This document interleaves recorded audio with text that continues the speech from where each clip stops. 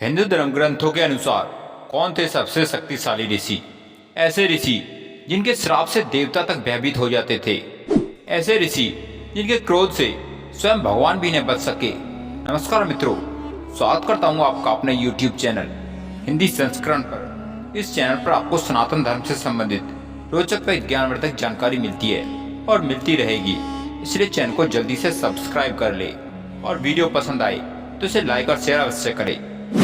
मित्रों, हमारे सनातन धर्म के इतिहास में ऐसे कई महान ऋषियों का वर्णन आता है जिन्होंने मानव जाति के उत्थान में अपना महत्वपूर्ण योगदान दिया। महान ऋषियों की इस श्रृंखला में सबसे ऊपर नाम आता है ऋषि अगस्त्य का। अगस्त्य ऋषि वशिष्ठ मुनि के बड़े भाई थे। ये सप्त ऋषियों में से एक माने जाते हैं। देवताओं के अनुरोध पर ही इन्होंने काशी छोड़ दक्षिण की यात्रा की और बाद में वहीं बस गए। वेद पुराणों में भी इसका जिक्र किया गया है। एक बार समुद्रस्थ राक्षसों के अत्याचार से घबराकर देवता इनकी शरण में आए और इन्हें अपनी सारी पीड़ा सुनाई। इसके बाद इन्होंने समुद्र का सारा जल पी लिया, जिससे राक्षसों का विनाश हो गया। इस प्रकार इन्होंने सभी देवताओं का कल्याण किया। इस तरह अनेकों असंभव कार्य अगस्त्य महर्षि ने अपनी मंत्र शक्ति से सहज कर दिखाई। यही नहीं, एक बार भगवान राम वन आगमन के समय इनके आश्रम में भी पधारे थे। अगले ऋषि कोई और नहीं बल्कि भृगु ऋषि थे, जो ब्रह्मा जी के मानस पुत्रों में से एक थे। ऋषि नारद, गौतम, वशिष्ठ, अत्रि आदि दूसरे पुत्र थे। महर्षि भृगु को प्रजापति भी कहा जाता है, क्योंकि इन्हें भगवान ब्रह्मा ने ब्रह्मांड की रचना में सहायता करने के लिए बनाया था। उन्होंने कई यज्ञों का समर्पण किया तथा दूसरों को उन्हें पूरा करने में मदद भी की थी। महर्षि भृगु ने ही भृगु संहिता की रचना की थी। साथ ही इन्होंने ही संजीवनी विद्या की खोज की थी, जो आगे चलकर इनके पुत्र शुक्राचार्य को प्राप्त हुई। अगले ऋषि थे महर्षि भारद्वाज। महर्षि भारद्वाज ऋग्वेद के छठे मंडल के दृष्टा कहे जाते हैं। इस मंडल में महर्षि भारद्वाज के 765 मंत्र हैं। अथर्ववेद में भी महर्षि भारद्वाज के 23 मंत्र मिलते हैं। वैदिक ऋषियों में महर्षि भारद्वाज का अति उच्च स्थान है।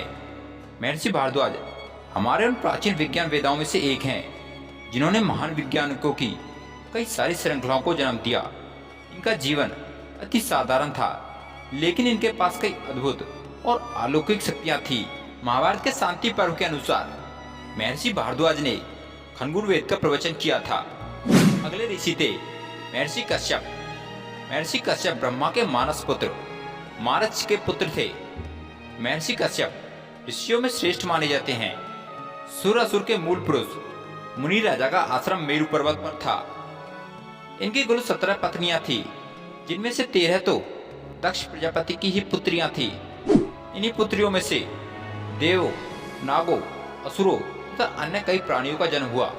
कहते हैं कि भगवान विष्णु का 5वां अवतार महर्षि कश्यप और उनकी पत्नी अदिति के पुत्र के रूप में हुआ था, और समस्त दैत्यों का जन्म उनकी पत्नी दिति से हुआ था। इनकी पत्नी गदरु से समस्त नागों का जन्म हुआ था। कश्यप संहिता महर्षि कश्यप द्वारा ही रचित ग्रंथ है, जिसमें आयुर्वेद तथा वास्तुकला का ज्ञान है। अगले महान ऋषि थे ऋषि दुर्वासा। ऋषि दुर्वासा प्राचीन महान ऋषियों में से एक थे। अगर वो ना होते तो महाभारत कभी होता ही नहीं, क्योंकि उन्होंने ही कुंती को पुत्र प्राप्ति का मंत्र प्रदान किया था। स्वभाव से वो काफी गुस्सैल थे। पुराणों के अनुसार भगवान शिव के अंश से महर्षि दुर्वासा का जन्म हुआ था, इसीलिए उनका रूप आदि रौद्र था। इसी कारण वह अत्यंत क्रोधित रहते थे। भगवान शिव का प्रसन्न होना बेहद ही आसान है, लेकिन महर्षि दुर्वासा का प्रसन्न होना उतना ही कठिन। इन्हीं के क्रोध के चलते हुए देवताओं को श्राप मिला, जिसके कारण समुद्र मंथन हुआ। ये न केवल रामायण बल्कि महाभारत में भी थे। अगले महान ऋषि थे महर्षि वशिष्ठ। महर्षि वशिष्ठ प्राचीन वैदिक काल के पूर्ण ज्ञानी तथा महातेजस्वी, तपस्वी तथा मंत्र यज्ञ आदि के ज्ञानी थे। ब्रह्म ऋषियों में से इन्हें एक माना जाता है। वह सूर्यवंशी रघु थे। महर्षि वशिष्ठ को ब्रह्मा जी का मानस पुत्र भी कहा जाता है तथा प्रजापतियों में से एक कहा जाता है। ऋग्वेद में कितने ही मंत्रों के दृष्टा तथा मंडल में दृष्टा महर्षि वशिष्ठ को ही माना गया है। कहते हैं कि भगवान राम को ज्ञान की पहली शिक्षा इन्होंने ही दी थी, और इन्हीं के द्वारा उनका राज्याभिषेक भी किया गया था, जिसे राम राज्य की स्थापना हो सकी। मित्रों, यही थे वो महान ऋषि जिन्होंने सनातन धर्म और हमारे धार्मिक ग्रंथों को एक अलग ही मान सम्मान प्रदान किया।